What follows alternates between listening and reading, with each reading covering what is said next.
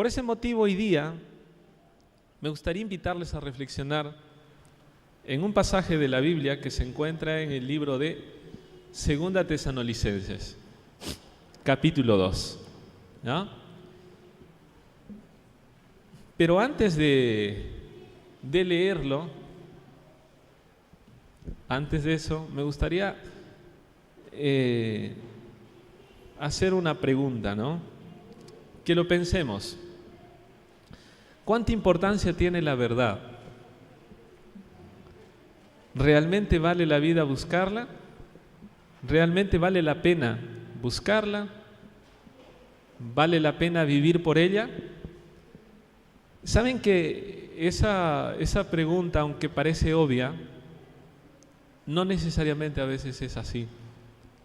Nosotros vivimos en una época donde la verdad es considerada relativa. Vivimos en una época donde lo que marca la pauta ya no es a veces la verdad o lo correcto, lo que es, sino otras cosas. Vivimos en una época donde lo que más prima es el cómo me siento, el cómo estoy, más el cómo es, más que el cómo es, más si es lo correcto o lo incorrecto. Alguien decía que vivimos en la época, antes las personas se hacían la pregunta, ¿es verdad o no es verdad? Hoy día la pregunta ¿es útil o no es útil? Es decir, la utilidad ha llegado a ponerse por encima de la verdad. Y culturalmente muy pocas personas están pensando en la verdad. Entonces, ¿qué decimos en relación a eso, teniendo en cuenta que nosotros somos creyentes y teniendo en cuenta que la Biblia le da un lugar a la verdad? Es más, la verdad a veces no es muy cómoda, no es cómoda en realidad. Muchas veces la verdad nos pone en aprietos. La verdad nos puede generar división, disgustos, ¿no? Incluso, como dice el apóstol, ¿no? La verdad separa, el amor une, ¿no? Es decir, la verdad muchas veces se lo ve como el patito feo en este tiempo, como algo que no es muy valorado, no es muy apreciado, o es algo que sí está bien, pero hay a una cierta distancia. Sin embargo, me gustaría invitarles a leer estos versículos desde el 1 hasta el versículo 12. Segunda Tesalonicenses 2, 1 al 12. Y me gustaría leerlo con ustedes, así participamos todos. Puedo empezar leyendo el versículo 1, ustedes a una sola voz leen el versículo 2 y así hasta el 12. Sé que de repente alguno puede ser que no tenga la misma versión, pero sé que la mayoría tiene la versión Reina Valera, es la más común, así que no hay problema si por ahí hay alguna diferencia o algo, y es por eso necesario que todos tengamos nuestra Biblia en mano y podamos leer juntos. Voy a empezar. Dice así: con respecto a la venida de nuestro Señor Jesucristo y nuestra reunión con Él, os rogamos, hermanos,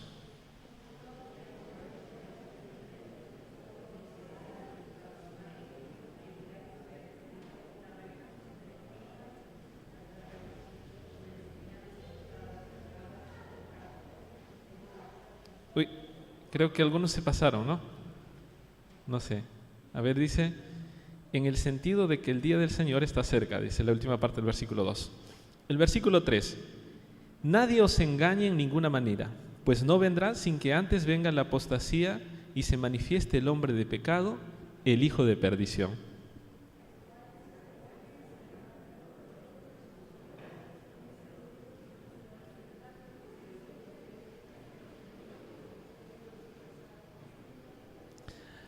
¿No os acordáis de que cuando yo estaba todavía con vosotros os decía esto?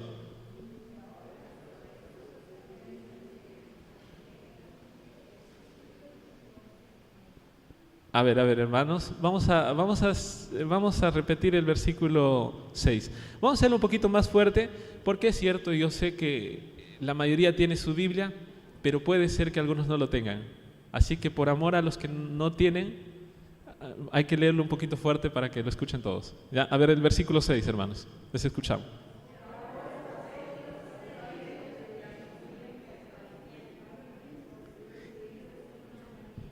7 dice, y ya está en acción el ministerio de la iniquidad, solo que hay quien al presente lo detiene hasta que él a su vez se ha quitado de en medio.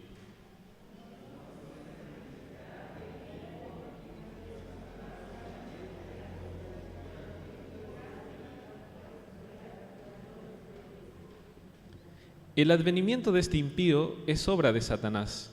Irá acompañado de hechos poderosos, señales y falsos milagros.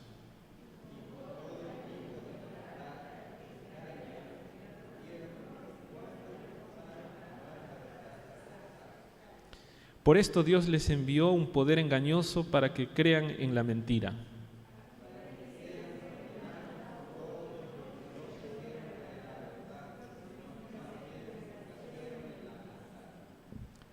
Bueno, gracias, hermanos.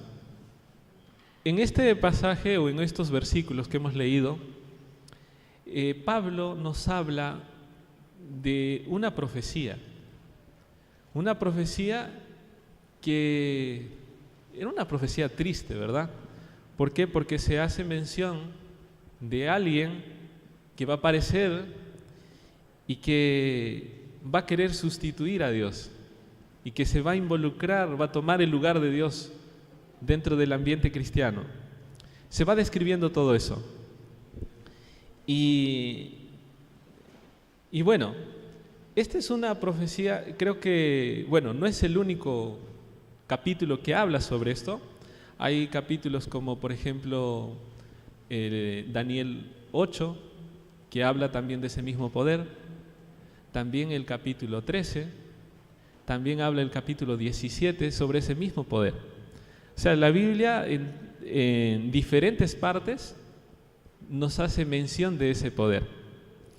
Y por eso que me gustaría que nosotros primero pensemos por qué motivo Pablo habla de este asunto. ¿Cuál era la razón? ¿Qué le llevó a hablar a Pablo sobre esto? ¿Por qué él dijo eso? Si nosotros nos fijamos en el versículo 1, dice, con respecto a la venida de nuestro Señor Jesucristo y nuestra reunión con Él, ahí hace una presentación. Dice, quedó pendiente hablar sobre esto, con respecto a la segunda venida del Señor. O sea, ¿qué es lo que había pasado? Pablo había escrito a los tesalonicenses, en la primera carta, y había hablado de la segunda venida de Cristo. Y ahí, en esa carta, él había hablado de la cercanía de la venida de Cristo. Incluso, si ustedes se fijan, nosotros siempre usamos versículos, por ejemplo, de Primera Tesalonicenses, el último capítulo. Por ejemplo, este versículo, no, el capítulo 4, no es el 5, el 4. Primera Tesalonicenses 4, por ejemplo, ahí habla sobre la segunda venida. Y entonces ahí él describe, ¿no?, cómo va a ser la segunda venida. Dice que Dios va a venir, ¿no?, y que dice que se va a escuchar una trompeta y los ángeles van a estar ahí. Va a ser algo extraordinario. Las personas que pusieron su fe en Dios van a resucitar. Todo eso, ¿no? Y dice, miren lo que dice en el versículo 17. Luego nosotros, los que vivimos, los que hayamos quedado, seremos arrebatados juntamente con ellos en las nubes para recibir al Señor en el aire. Y así estaremos siempre con el Señor. O sea, en medio de la descripción que Pablo está dando de la segunda venida, dice, fíjense lo que acá él dice, ¿no? Luego nosotros, o sea, él se incluye. Los que vivimos, nuevamente se incluye, ¿no?, la idea de incluirse ahí. Nosotros, los que vivimos, los que hayamos quedado, seremos arrebatados juntamente con ellos en las nubes para recibir al Señor en el aire. ¿Qué es la idea que está ahí en esa parte? De que Jesús va a venir mientras vive todavía Pablo. Es decir, Pablo está diciendo, cuando Jesús venga y nosotros vamos a estar ahí, ¿no? Vivos. ¿Y qué más menciona ahí? Dice, seremos arrebatados juntamente con ellos. Y todavía la idea clara del versículo 17 es, dice, nosotros los que vivimos. Porque ha habido el otro grupo que ha muerto y ha resucitado, pero él se pone en el grupo de los que vivimos. Esa idea que hizo pensar a los tesalonicenses que Jesús iba a venir en ese tiempo. Entonces los tesalonicenses, imagínense, Jesús va a venir, y lo tomaron como que la venida de Jesús va a ser seguramente en 1 año, 2 años, 3 años, 5 años, 10 años, no sé, poco tiempo. Y hay otras indicaciones también que muestran que ellos comenzaron a creer eso. Y no faltaron otras personas que también comenzaron a alentar esa idea, de tal manera que algunas personas comenzaron a hacer lo que después también sucedió muchos siglos después. Comenzaron a vender sus cosas, comenzaron a, ya, ¿para qué vamos a necesitar esto si ya Jesús viene? Así que comenzó a haber ese clima, un clima en donde ya no hay que pensar mucho tiempo ya, porque al final Jesús viene. ¿Saben que la segunda venida de Cristo, hermanos, es una bendición, es la esperanza bendita de nosotros como pueblo? Pero lamentablemente a veces algunas personas, incorrectamente a veces, lo han usado, y lo han usado a veces mal, ¿no? Yo he encontrado casos de personas que dicen, yo nunca fui a estudiar a la universidad porque entendí que Jesús ya venía, y ya, ¿qué hora voy a ir a estudiar? Ya no es necesario. Otras personas que por ejemplo ponen fechas, ¿no? Ya una persona decían el 2000, otros el 2012, y de ahí el 2027, el 2031, ¿no? Y todo el tiempo tienen que ir cambiando fechas, ¿no? Incluso lo que más me pareció más gracioso me pareció, porque mejor tomarlo de esa manera, porque la verdad que apena un poco, ¿no? Eso, escuché en un video, ¿no?, que decía así, ese versículo que dice, del día y la hora nadie sabe. Y entonces el hombre decía así, del día y la hora nadie sabe, pero el año sí. ¿No?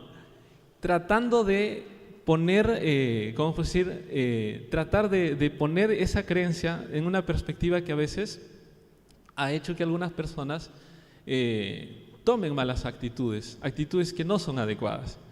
¿Y saben qué? ¿Qué es lo que había pasado? Los tesalonicenses entendieron un poco así, y por ahí hubo otros que alimentaron esa idea, de tal manera que todos estaban pensando de que Jesús ya venía. En esa situación, Pablo les escribe la segunda carta y les dice, miren, ¿se acuerdan que yo les hablé ya de la segunda venida de Jesús? Pero también Pablo, antes de escribir la primera carta, en su presentación del Evangelio a ese pueblo, se ve que Pablo ya había hablado también de este asunto que menciona acá. Hay indicaciones de eso. Entonces dice, ¿se acuerdan que yo les hablé? Miren, quiero dejarles en claro, no quiero que quede duda. Y entonces ahí él comienza a mencionar, dice, el versículo 2, desde el versículo 1, la última parte dice, os rogamos, hermanos, que no os dejéis mover fácilmente de vuestro modo de pensar, ni os conturbéis por espíritu, ni por palabra, ni por carta como si fuera nuestra, en el sentido de que el día del Señor está cerca. O sea, el día del Señor está cerca, sí, pero hay que tener en cuenta algunas cosas. Nadie os engañe de ninguna manera, pues no vendrá sin que antes venga la apostasía y se manifieste el hombre de pecado, el hijo de perdición. O sea, le está diciendo, miren, la venida de Jesús está cerca, pero algo tiene que pasar antes. Y saben que cuando hablamos nosotros del tiempo, nosotros 100 años nos parece mucho tiempo, ¿verdad? Pero 100 años, ¿qué es para Dios? Nada, es poquísimo. Ahora, por ejemplo, nosotros, la Iglesia Adventista, inició oficialmente de 1863. Inició entonces en el siglo XIX, ¿verdad? Y para nosotros ya hasta ahora hace mucho tiempo. Pero en realidad, si nosotros nos ponemos a ver desde la perspectiva desde el principio hasta el fin, un siglo, 2 siglos, 3 siglos no es mucho, es poquísimo tiempo. El tiempo a veces no lo apreciamos nosotros de la misma manera de cómo lo aprecia Dios. Y muchas veces se podría decir que a veces a nosotros nos parece mucho tiempo, algo que en realidad para Dios puede ser muy poquito tiempo. Pero eso no es todo, sino que también, aunque nosotros vivimos poco tiempo, el periodo de tiempo que vivimos, es decir, cuando nosotros morimos, ahí acaba todo. Yo me he puesto a pensar, a ver, ¿cuánto tiempo yo viviré? Tengo 35 años, no sé. A ver, en el mejor de los casos, de repente llego a 100, ¿no? O 98, no sé, ¿ya? Supongamos que sea 100, ¿ya? Siendo muy optimista. ¿Cuánto tiempo me quedaría? 65 años. Ahora, la posibilidad, yo pongo como límite ese tiempo, pero puedo también morir antes. Puedo sufrir un accidente, puede pasarme algo y morir. En el momento que yo muera, ahí se acabó el tiempo para mí. El tiempo, es decir, la venida de Jesús está cerca, y más allá de centrarnos en el cronograma, simplemente veamos nuestra vida. La venida de Dios está cerca. Entonces, obviamente que al morir y resucitar, ese periodo de tiempo nadie lo va a sentir, ¿no? Porque cuando estamos muertos, los muertos nada saben, ¿verdad? Entonces, teniendo en cuenta eso, la segunda venida de Cristo está cercana, está muy cerca. Ahora, obviamente que Pablo acá entonces está tratando de dar más detalles para que no haya ningún malentendido. Y ¿saben qué importante es que nosotros, hermanos, seamos conscientes de eso? De que nosotros recurramos a la fuente para tratar de poder entender más las cosas de Dios. A la fuente de la verdad, la palabra de Dios. Porque obviamente podemos escuchar comentarios, cosas que uno dice por acá, otro por allá. En esta época de pandemia, hermanos, hay mucha confusión en las redes sociales. El otro día, ya hace un tiempo, me pongo a ver un comentario de una lección de escuela sabática. Quien lo daba ponía su nombre y decía todo ahí. Pero cuando comienzo a escucharlo, las ideas que decían no eran lo que creemos. Comencé a averiguar quién era esa persona. Y obviamente era una persona que no era adventista, pero que usaba el logo, usaba todo y mostraba una cosa, pero que en el fondo no era. Entonces, por eso, que en una época de mucha confusión, en una época así, necesitamos estar despiertos y ver qué es correcto, qué es verdad, qué es error, y tratar de siempre tomarnos de la verdad. Ahora, en la mención que acá se hace sobre el versículo 4, miren, ahora viendo el punto que se menciona como central acá, se describe acá se lo describe como si fuera una persona. Dice, en el versículo 4 dice, desde el versículo 3, nadie os engañe de ninguna manera, pues no vendrá sin que antes venga la apostasía y se manifieste el hombre de pecado. Se lo escribe como una persona, el hijo de perdición, el cual se opone y se levanta contra todo lo que se llama Dios o es objeto de culto, tanto que se siente en el templo de Dios como Dios, haciéndose pasar por Dios. Wow, toda esa descripción. Lo escribe como si fuera una persona. Y hay muchas personas que han llegado a suponer que es una persona, pero sabemos que la Biblia no se interpreta aislada, sino se interpreta como un todo. Y obviamente que en el libro de Daniel y en el libro de Apocalipsis, esa persona no es una persona, sino es un poder, ¿no? La Biblia describe a un poder que cumple con todas las características que tiene acá en los otros lugares también. Y miren ese poder está, se podría decir, está establecido para ir en contra de Dios. Miren su obra en el versículo 4 dice, se opone y se levanta contra todo lo que se llama Dios y es objeto de culto. Tanto dice que se sienta en el templo de Dios como haciéndose pasar por Dios. Dos ideas, ¿no? La primera, en cuanto a la obra del hombre de pecado, ¿no? Dos ideas. La primera dice que se opone a Dios. Oposición. Y la segunda es toma su lugar. Cuando se habla que se opone, es curioso porque también indica ahí el pasaje que dice que se sienta dentro del templo de Dios. O sea, en otras palabras, es parte, entre comillas, de los que creen en Cristo. Es parte, pero se opone y quiere ponerse en su lugar. Qué interesante. O sea, es alguien que es parte del cristianismo, pero que se opone y que quiere ponerse en el lugar de Dios. Y saben que podríamos decir que el cristianismo, cuando Jesús ascendió, el cristianismo en sus orígenes, el primitivo, que se narra en Hechos, era un cristianismo genuino. Más o menos se cree que Juan, el último discípulo de Jesús, el último en morir, murió alrededor del año 90. Y de ahí en adelante, se puede decir, toda la fe fue confiada a esos discípulos que quedaron de los discípulos, a esos creyentes. Pero saben que desde el año 100, antes ya, desde el año 50 en adelante, hubo varias persecuciones. Primero las persecuciones por los judíos hacia los cristianos. Y más adelante los romanos perseguían a los cristianos porque los sentían una amenaza a su propia religión, a su propia fe, a la instauración del Imperio Romano. Entonces los perseguían. Hubo varias persecuciones.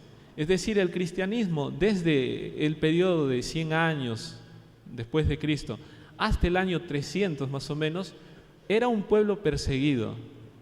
Era un pueblo, hay algunas descripciones de algunos historiadores, de mancos, porque los cortaban, mutilados, de todo, porque eran gente perseguida. Gente que vivía en las catacumbas, gente que huían a los campos por su fe, gente que moría en el Coliseo romano, así. Era heroico. Pero en todo ese periodo, esa parte, también había otra parte.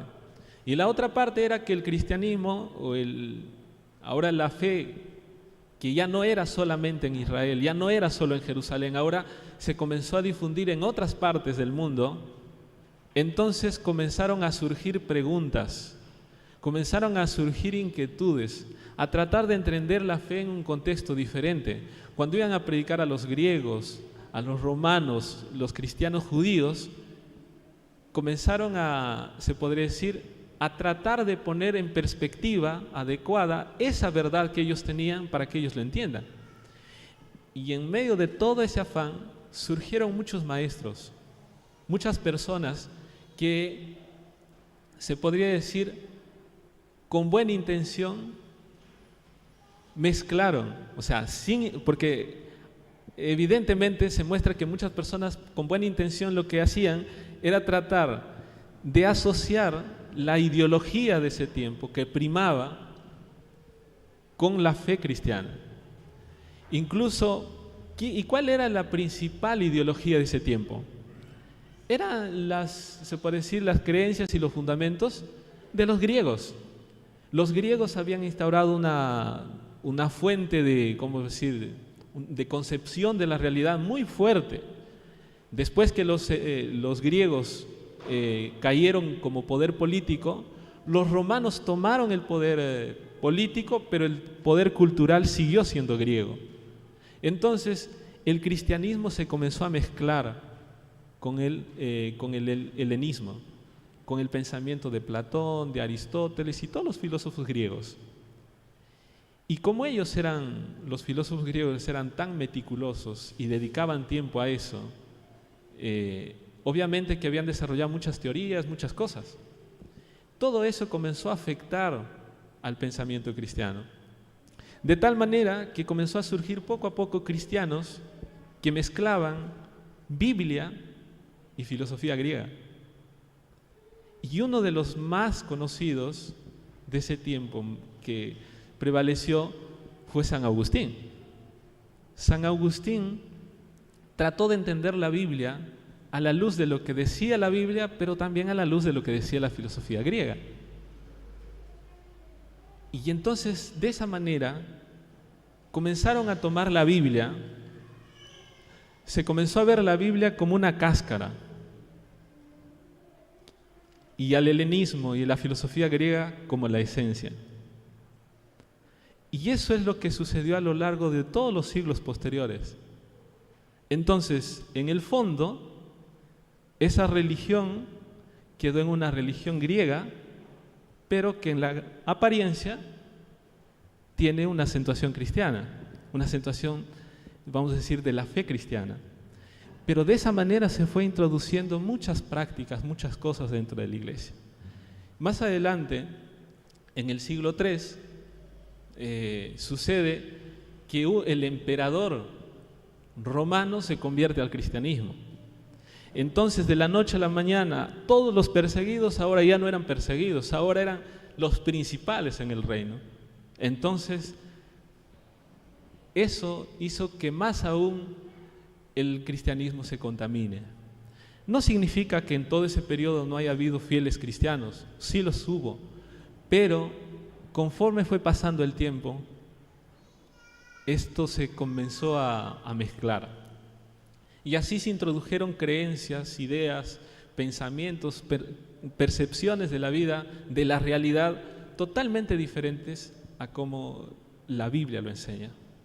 De esa manera nació en medio de ese ámbito un poder religioso que se nutría de la filosofía griega, que se servía del poder político y usaba la fe cristiana. Y de esa manera se formó a lo largo de toda la historia una etapa que nosotros le llamamos en la historia la Edad Media, ¿verdad? La Edad Oscura, la edad en donde no hubo avance, la edad donde quien pensaba diferente era perseguido, la época donde pensar parecía delito, ¿no? Investigar algo más allá de lo que permitía la religión era malo. Bajo el rótulo del cristianismo se hicieron cosas horribles. Se instauró la Inquisición, las cruzadas y toda una serie de cosas, todo en nombre de Dios. Y el cristianismo representativo, el poder más grande de ese tiempo, figuraba como cristiano, pero que en el fondo no era cristiano.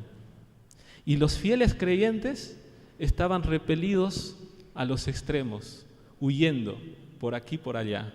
Y si los lograban captar, también morían a causa de su fe. Porque el poder imperante gobernaba y usaba la religión para su poder. Ese fue un periodo tan largo que la Biblia lo describe como el periodo de los 1260 años. Y ese periodo terminó en 1798, ¿no? Ahí hay un evento especial que lo hace acabar ese periodo. Pero ahora me gustaría, acá en el mismo pasaje, resaltar un poco el tiempo de lo que menciona Pablo en cuanto a ese poder. Fíjense en el versículo 3, ahí él dice, ¿no? Nadie os engañe de ninguna manera, pues no vendrá sin que antes venga la apostasía. O sea, Pablo está diciendo, antes que venga Cristo va a haber una apostasía. Ya está. Ahora la pregunta es, ¿cuándo va a empezar esa apostasía? ¿Cuándo va a terminar? Entonces el versículo 7, miren. Ya está en acción el misterio de la iniquidad, solo hay quien al presente lo detiene, hasta que a su vez sea quitado de en medio. Es decir, ya ahora ya está en formación, pero hay algo que lo detiene. Ese algo que lo detiene no es muy claro, ¿no? Para los intérpretes bíblicos. Algunos creen que ese algo que lo detiene era el poder romano, y hay otros que creen que ese algo que lo detiene es el poder de Dios. Así que no se sabe exactamente, pero lo que sí está claro es que ya en el tiempo de Pablo, ya Pablo estaba viendo que ya eso comenzaba en acción. Incluso Pablo, cuando habla a los efesios, les dice que en medio de ellos van a surgir algunos que van a ir en contra de la verdad. Entonces, así es como sucede, ¿no? Es decir, cuando empieza, poco después, se podría decir, de que los apóstoles mueren, poco tiempo después de todo eso. ¿Y hasta dónde se extiende? En el versículo 8, miren lo que dice ahí. Y entonces se manifestará aquel impío a quien el Señor matará con el espíritu, ¿no? Matará con el espíritu de su boca y destruirá con el resplandor de su venida. ¿Cuándo va a terminar? ¿Cuándo va a ser su fin? Dice que Dios lo va a matar con el resplandor de su venida. Es decir, ese poder va a existir ¿hasta cuándo? Hasta la venida de Jesús. ¿Y dónde queda eso de que los 1260 días que acabó en 1798? Bueno, la Biblia describe ese evento como la herida de muerte. Pero en el capítulo 13 de Apocalipsis dice que la herida de muerte, ¿qué pasa? Es sanada. Eso significa que ese poder sigue vigente. Hoy día sigue con poder, sigue vigente hasta que Jesús venga. Entonces, eso nos hace ver, hermanos, nosotros vivimos en una época muy confusa. Y es más, muchas veces pensamos que la verdad y el error está a la vista nomás. Y yo les voy a decir que la verdad y el error, sí, en parte está a la vista, pero hay muchas cosas que no están a la vista. Hay muchas cosas que están a nivel de lo que incluso presuponemos. Hay presuposiciones que nosotros tenemos que a veces hasta cuando leemos la Biblia no necesariamente es una presuposición bíblica. A veces puede ser una presuposición de otro lado, de otro lugar, y a veces ni siquiera somos totalmente conscientes. Y por eso que Pablo hace como una advertencia, ¿no? Hace una advertencia. En el versículo 1 dice, os rogamos, hermanos, el versículo 2 dice, no os dejéis mover fácilmente de vuestro modo de pensar, ni os conturbéis por espíritu, ni por palabra, ni por carta, como si fuera nuestra, en el sentido de que el día del Señor está cerca. Es decir, traten de mantenerse firmes en la verdad. Incluso más adelante en el versículo 15, miren lo que dice, así que hermanos, estad firmes, retened la doctrina que habéis aprendido, sea por palabra o por carta nuestra. O sea, traten de mantenerse firmes. Y saben que esto nos puede llevar a, al menos, y yo podría resaltar, 3 cosas. Es bueno que nosotros dudemos. Obviamente, primero que confiemos en la palabra de Dios y que nos asimos de la palabra de Dios, ¿no? Pero por otro lado, que dudemos de las fuentes de donde recibimos información. Que siempre tengamos se puede decir, un tamiz para evaluar eso, una manera de evaluar. Lo otro, incluso también yo creo que tiene que ver con dudar incluso hasta de nuestros sentidos. Saben que a veces esa idea de que yo veo lo que creo, ¿no? Si lo veo, lo creo. Yo no sé cómo entender esa idea en el contexto del capítulo 24 de Mateo. Mateo dice que ahí nos habla de los últimos días y dice que va a aparecer falsos cristos y cuando nosotros hablamos de la idea de que de cómo Satanás va a actuar, saben que para nuestros ojos hasta va a ser evidente. Es decir, hasta para nuestros ojos va a ser engañoso. Por eso es que ni siquiera nuestros ojos y ni siquiera nuestros sentidos son confiables. porque nuestros sentidos pueden ver lo que no es. A veces nuestros sentidos pueden ver solo una verdad parcial o algo que no es totalmente cierto. Entonces, por eso es que hasta nuestros sentidos no son confiables. Cuando alguien dice, no, yo lo vi, yo estoy seguro porque mis ojos lo vieron. Y yo siempre cuento una ilustración. Dice que un pastor quería visitar a un miembro de iglesia que hacía tiempo no venía a la iglesia. Y un día, trató de visitarlo y no había forma, no le encontraba, siempre no estaba. Y un día estaba pasando por la puerta de un bar. Y el pastor se fija dentro del bar y el hermano estaba sentado en el bar, ahí en una mesa.